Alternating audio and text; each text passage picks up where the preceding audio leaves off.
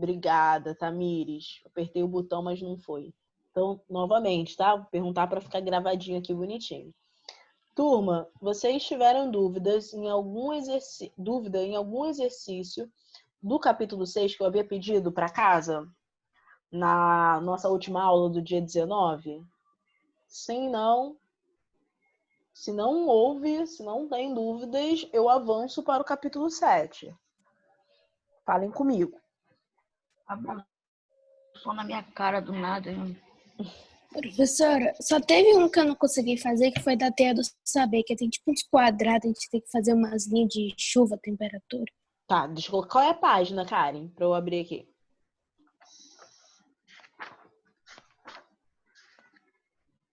Ah, na página 10. Capítulo 6 ficava no livro 1. Depois que eu fui ver, fica no 2.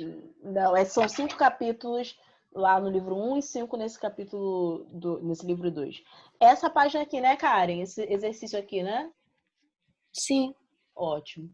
Turma, esse exercício que a Karen comentou é na página 10, o exercício 2, tá? Nesse capítulo 6, onde nós falamos sobre os Estados Unidos, nós falamos especificamente sobre... Oi, Lelê. Posso mostrar uma coisinha? Pode? Posso mostrar uma coisinha?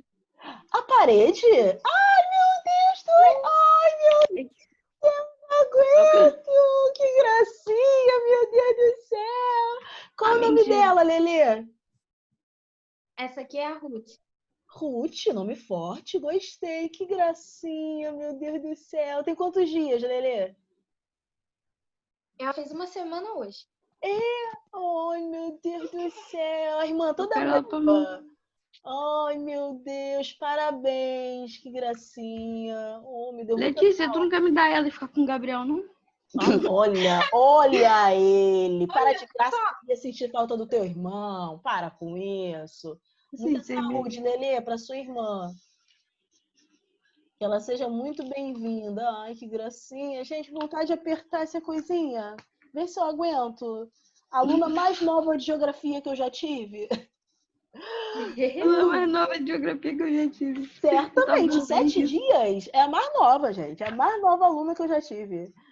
Ai, muito gracinha, meu Deus do céu. A irmã toda boba com a pequenininha. Ai, meu Deus. Cuida bem dela, hein, Lelê? Ela nunca mais vai largar ele. Ah, mas é muito amorzinho criança, né, gente? A Letícia agora vai fazer tudo com ela. Eu tenho certeza. Meu Deus. Continuando aqui então, turma. Isso é injustiça. Por que, gente? Isso é injustiça ter a Letícia como irmã. Por quê? Porque na hora da... Porque ela já sabe tudo. Ah, meu Deus. Turma, o que a Karen estava me perguntando é sobre o exercício da página 10, o exercício 2. Só explicando o que nós estudamos nesse capítulo, porque aí acho que vai fazer mais sentido a questão, né?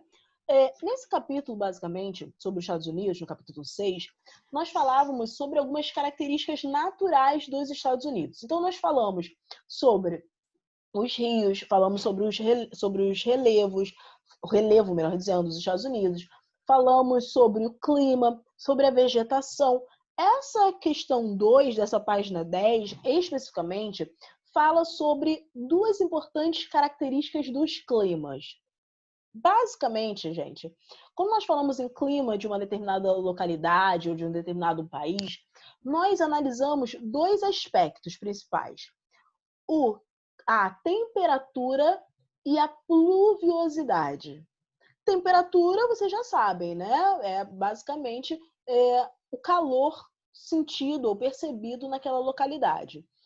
E a pluviosidade, sempre quando vocês ouvirem falar em índice pluviométrico, pluviosidade, erosão pluvial, tudo que tiver, qualquer palavra que se iniciar dessa forma, pluve, faz referência à chuva, tá bom? Então, índice pluviométrico, em outras palavras, representa índice de chuva.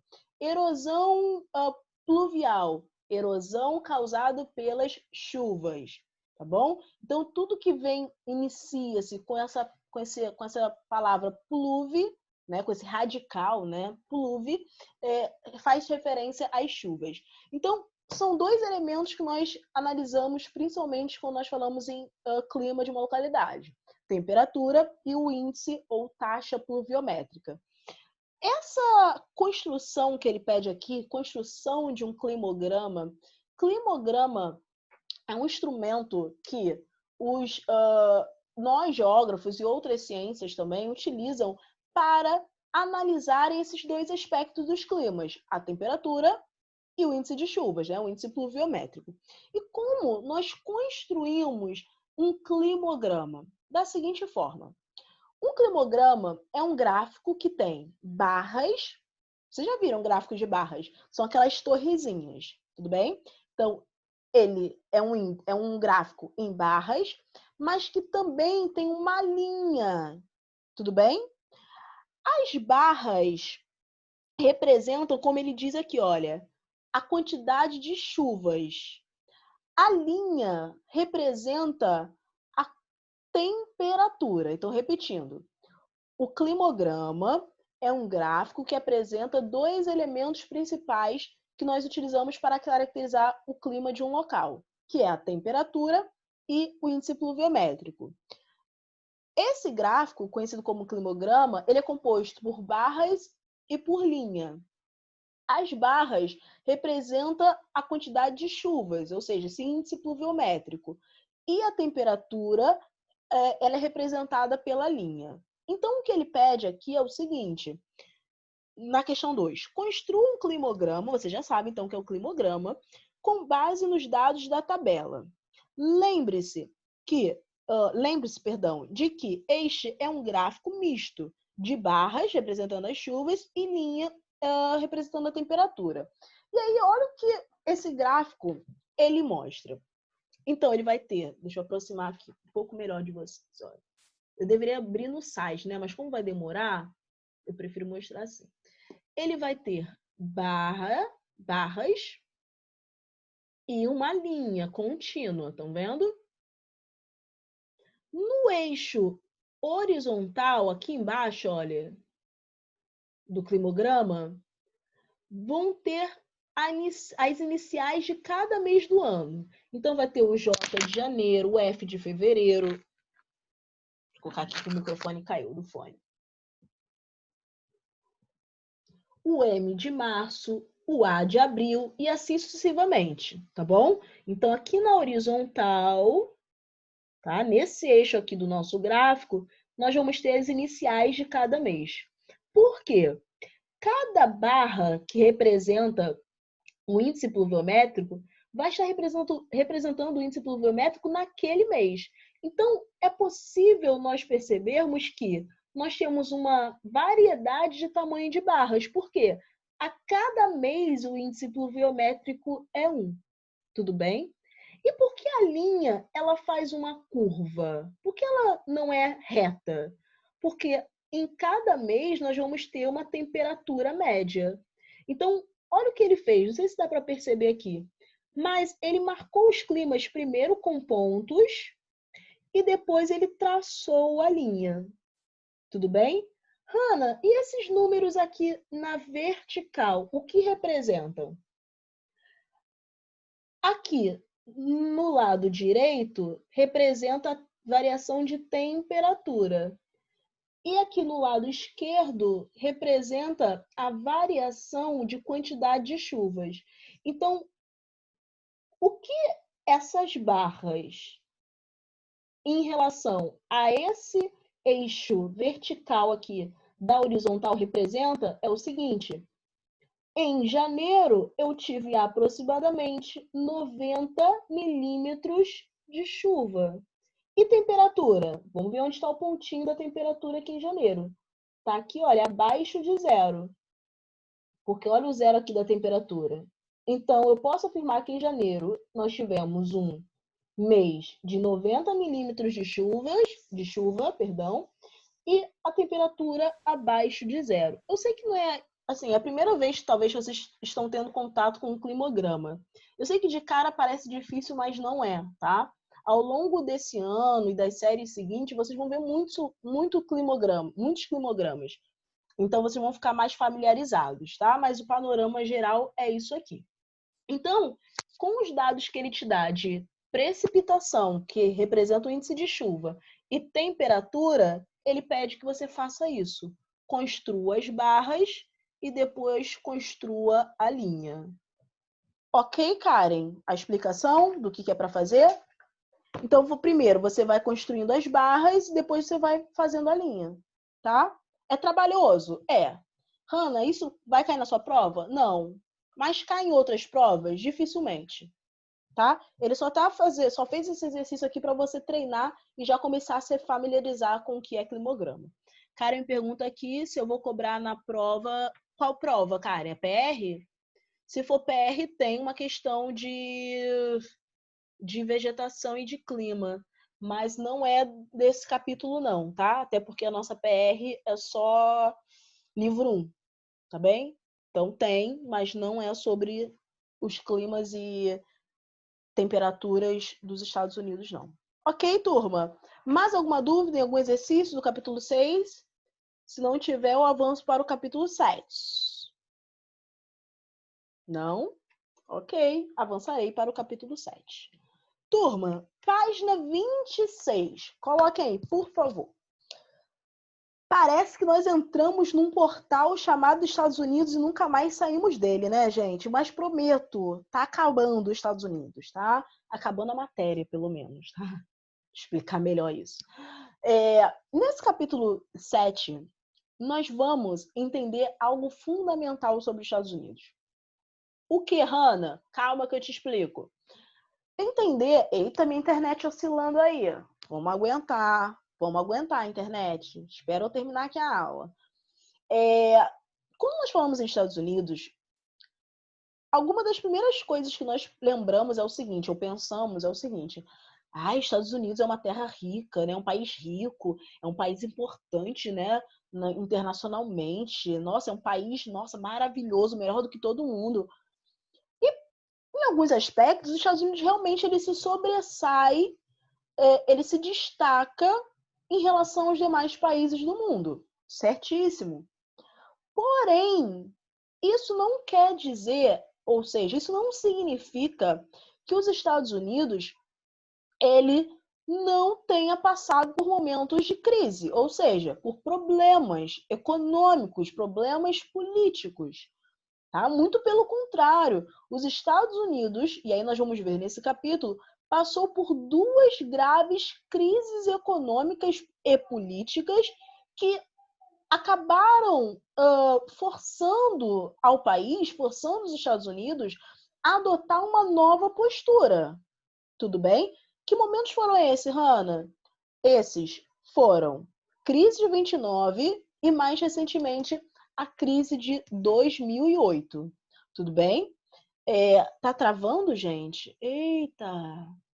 Vou desativar aqui um pouquinho a câmera, então, para ver se melhora. Não sei se ajuda muita coisa, mas vamos ver se melhora, tá? Tá, me falou que o som tá adiantado, mas acho que melhorou agora. Ok. Então, já que travou, eu vou repetir um pouquinho do que eu disse, tá bom, meninas? Eu estava comentando com vocês, antes de travar, o seguinte, ou melhor, quando estava travando, eu comentei o seguinte. Quando alguém fala conosco, né, sobre os Estados Unidos, ou quando a gente vai estudar os Estados Unidos, nós esperamos sempre estudar e analisar como que os Estados Unidos construiu o destaque que ele tem hoje e só. Quando, na verdade, os Estados Unidos, apesar de ser a grande potência hegemônica no mundo, né, o país que se destaca nos mais diversos aspectos, como nós já vimos nas aulas anteriores, ele passou por momentos de instabilidade, ou seja, por momentos de crise. Quando alguém fala em crise, você pensa o seguinte, eu particularmente penso o seguinte: crise é algo ruim. Crise é sinal de que algo não vai bem e que pode deixar de existir, né? Mas para os Estados Unidos, os momentos de crise não levaram o país, né, a perder o seu destaque, muito pelo contrário.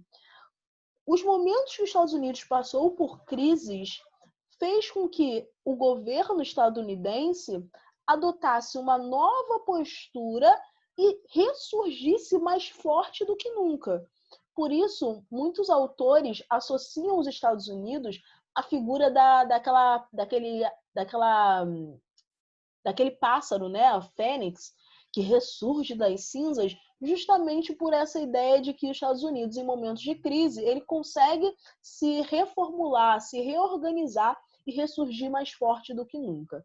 Então, nesse capítulo, eu vou falar com vocês sobre duas grandes crises que aconteceram nos Estados Unidos, que foi a crise de 29 e a crise de 2008, que foram muito impactantes no momento em que elas aconteceram, mas que posteriormente serviram para reforçar a hegemonia estadunidense. Foi isso. Tá travando ainda, meninas? Ou não? Melhorou aí?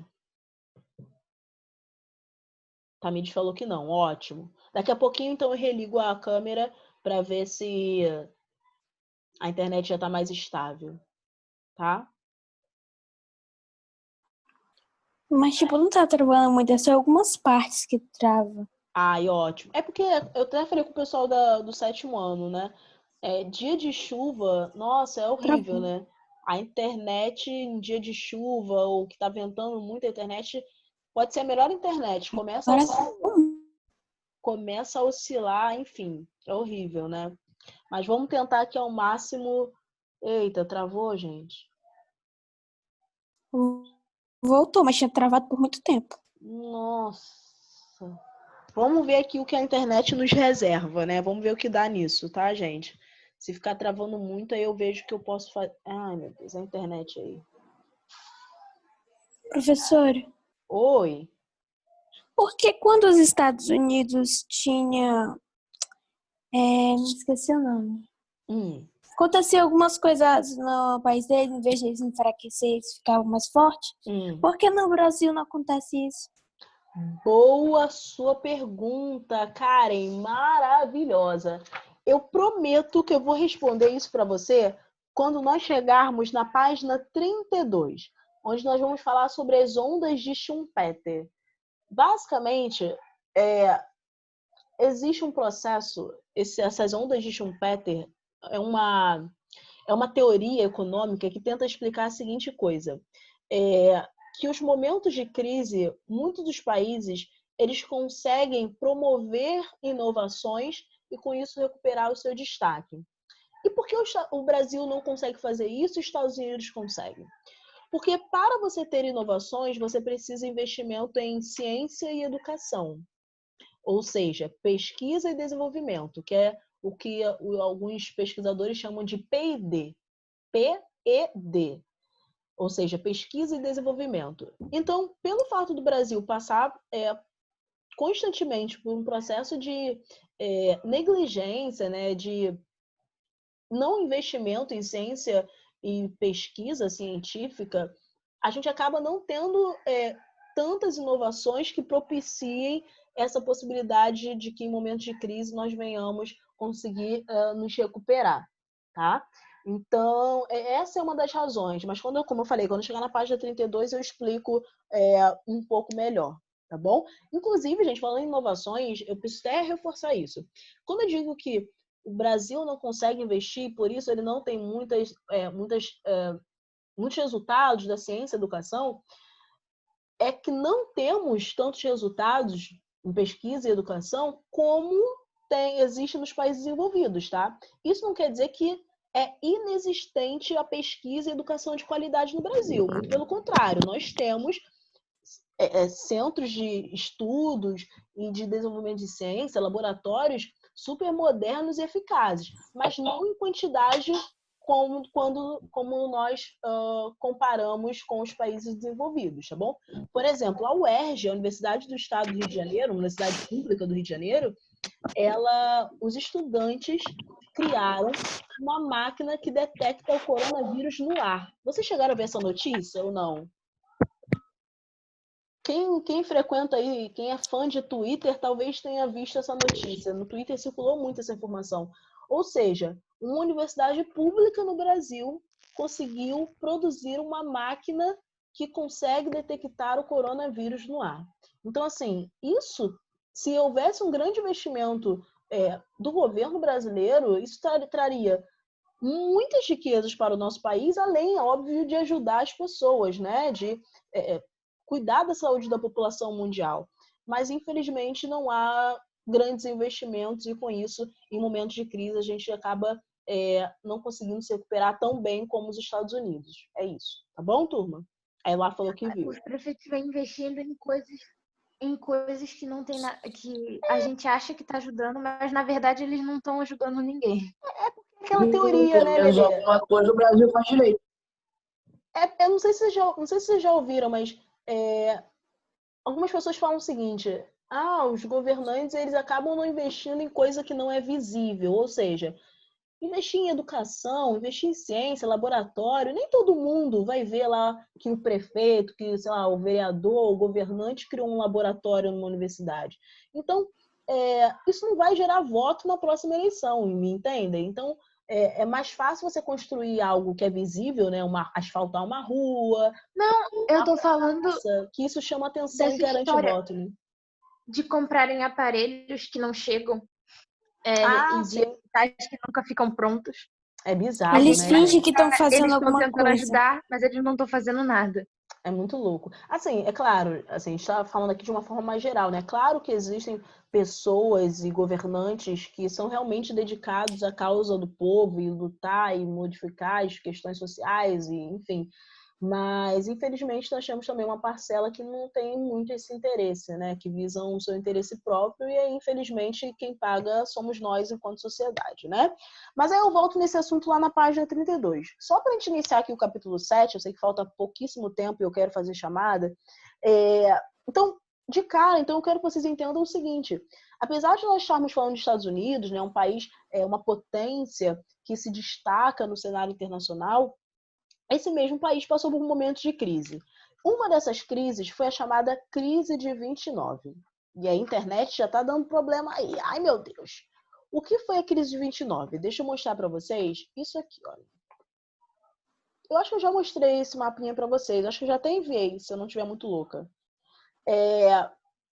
Até 1929, só para vocês terem uma ideia, turma, os Estados Unidos, ele se industrializou no século XIX, tá bom? E aí, quando chegou lá do início do século XIX até 1928, os Estados Unidos produziu muito nas suas indústrias. Muito, mas muito mesmo, tá bom? Deixa eu abrir aqui o chat. Não enviei, não? Ah, então tá, eu enviei. Sim, agora sim. Ah, tá. Então,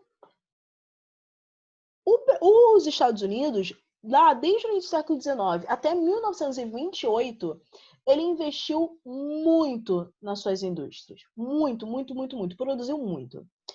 Hannah, e qual é o problema disso? Como que isso ocasionou uma crise?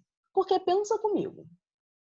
Se você produz muito, muito, muito, muito, você também tem que ter pessoas para comprar muito, muito, muito, muito. Só que isso não aconteceu nos Estados Unidos a partir de 1929. A partir de 1929, não havia tantas pessoas. A questão nem era o número de pessoas, mas, na verdade, as pessoas não tinham tanto dinheiro para consumir tanto. Isso ocasionou um acúmulo de produtos industriais nos estoques, ou seja, as indústrias produziam muito, muito, muito, mas a população não tinha dinheiro para consumir muito, muito, muito. Com isso, os produtos industriais se acumularam nos estoques, ou seja, os estoques ficaram lotados, tá bom? E aí, na aula que vem, eu vou explicar o porquê, outros fatores que contribuíram para os estoques ficarem lotados. Mas, se vocês já entenderem que os estoques ficaram lotados e que isso foi uma causa da crise de 29, por enquanto já tá bom, tá? E na aula que vem a gente acaba avançando um pouco. Então, esses estoques lotados, que era uma característica do modelo produtivo industrial fordista-taylorista, ocasionou a crise de 29, que nós vamos ver na aula da semana que vem. Tá bom, turma? Só é um spoiler, para vocês já terem ciência do que nós vamos falar, tá? Turma, deixa eu fazer a chamada com vocês rapidinho e aí depois eu respondo aqui o chat, que eu vi que vocês estavam falando aqui comigo no chat. Deixa eu fazer a chamada aqui rapidinho. Ana Flávia, Ana Gabriele, Beatriz, Breno, Cauã,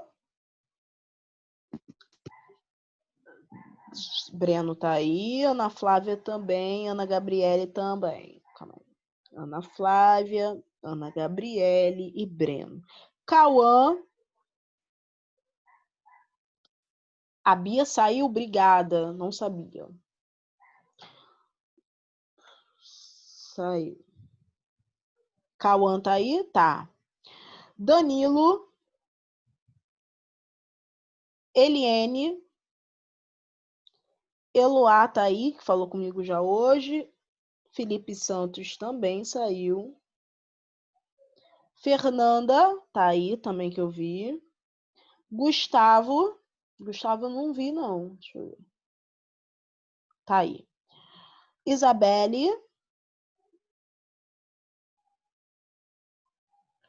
Júlia.